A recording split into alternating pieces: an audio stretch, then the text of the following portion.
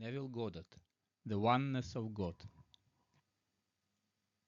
Public opinion will not long endure a theory which does not work in practice.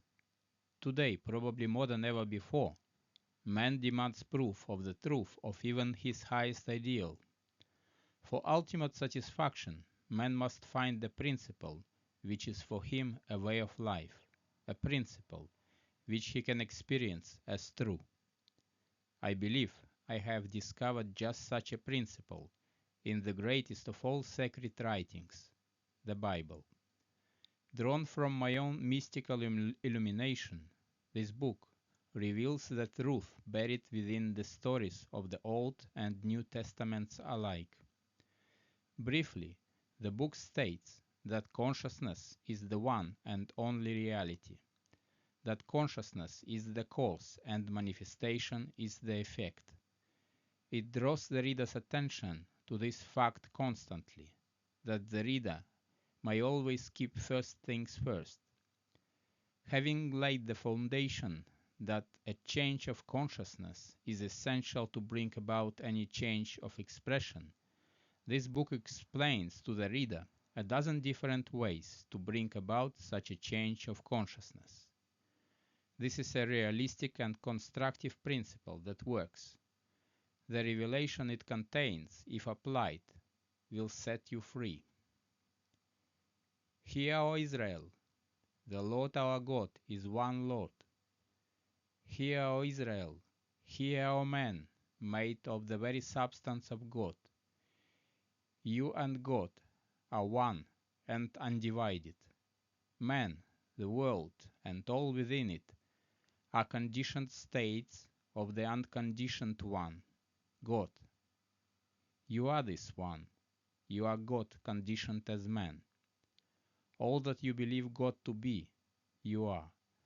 But you will never know this to be true until you stop claiming it of another and recognize this seeming other to be yourself. God and man, spirit and matter, the formless and the formed, the creator and the creation, the cause and the effect, your Father and you are one. This one in whom all conditioned states live and move and have their being is your I am, your unconditioned awareness. Unconditioned consciousness is God, the one and only reality. By unconditioned consciousness is meant a sense of awareness, a sense of knowing that I am, apart from knowing who I am. The consciousness of being divorced from that which I am conscious of being. I am aware of being man, but I need not be man to be aware of being. Before I became aware of being someone, I, unconditioned consciousness, awareness, was aware of being, and this awareness does not depend upon being someone. I am self-existent, unconditioned consciousness. I became aware of being someone. I shall become aware of being someone other than this that I am now aware of being. But I am eternally aware of being, whether I am conditioned, unconditioned formlessness, or I am conditioned form. As the conditioned state, I, man, might forget who I am, or where I am, but I cannot forget that I am. This knowing that I am, this awareness of being, is the only reality. This unconditioned awareness, consciousness, the I am, is that knowing reality in whom all conditioned states conceptions of myself begin and end, but whichever remains the unknown knowing being, when all the known ceases to be. All that I have ever believed myself to be, all that I now believe myself to be, and all that I shall ever believe myself to be, are but attempts to know myself, the unknown, undefined reality. This unknown knowing one, or unconditioned consciousness, is my true being, the one and only reality. I am the unconditioned reality, conditioned as that which I believe myself to be. I am the believer limited by my beliefs, the knower defined by the known. The world is my conditioned consciousness objectified. That which I feel and believe to be true of myself is now projected in space as my world. The world, my mirrored self, ever bears witness of the state of consciousness in which I live. There is no chance or accident responsible for the things that happen to me, or the environment in which I find myself. Nor is predestined fate the author of my fortunes or misfortunes.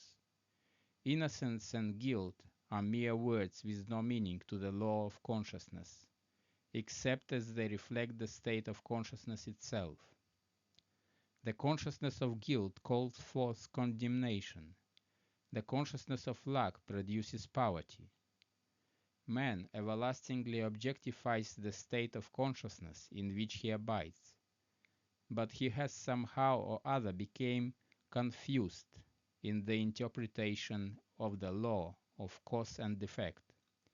He has forgotten that it is this inner state which is the cause of the outer manifestation, as within so without, and in his forgetfulness he believes that an outside God has his own peculiar reason for doing things, such reasons being beyond the comprehension of mere man, or he believes that people are suffering because of past mistakes, which have been forgotten by the conscious mind, or, again, that blind chance alone plays the part of God. One day, man will realize that his own I amness is the God he has been seeking through the ages, and that his own sense of awareness, his consciousness of being, is the one and only reality. The most difficult thing for man to really grasp is this, that the I amness in himself is God. It is his true being, or father state, the only state he can be sure of. The Son, his conception of himself, is an illusion. He always knows that he is, but that which he is an illusion created by himself, the Father, in an attempt at self-definition. This discovery reveals all that I have believed God to be. I am. I am the resurrection and the life, is a statement of fact concerning my consciousness. For my consciousness resurrects or makes visibly alive that which I am conscious of being. I am the door. All that ever came before me are thieves and robbers. Shows me that my consciousness is the one and the only entrance into the world of expression. That by assuming the consciousness of being or possessing the thing which I desire to be or possess, is the only way by which I can become it or possess it. That any attempt to express this desirable state in ways other than by assuming the consciousness of being or possessing it is to be robbed of the joy of expression and possession. I am the beginning and the end reveals my consciousness as the cause of the birth and death of all expression. I am has sent me reveals my consciousness to be the Lord, which sends me into the world in the image and likeness of that which I am conscious of being, to live in a world composed of all that I am conscious of being. I am the Lord, and there is no God beside me, declares my consciousness to be the one and only Lord, and beside my consciousness there is no God. Be still and know that I am God means that I should still the mind and know that consciousness is God. Thou shalt not take the name of the Lord thy God in vain. I am the Lord, that is my name. Now that you have discovered your I am, your consciousness to be God, do not claim anything to be true of yourself that you would not claim to be true of God. For in defining yourself, you are defining God. That which you are conscious of being is that which you have named God. God and man are one. You and your Father are one. Your unconditioned consciousness, O I Am, and that which you are conscious of being are one. The conceiver and the conception are one. If your conception of yourself is less than that which you claim as true of God, you have robbed God the Father, because you, the Son or conception, bear witness of the Father or conceiver. Do not take the magical name of God I Am in vain, for you will not be held guiltless. You must express all that you claim yourself to be. Name God by consciously defining yourself as your highest ideal.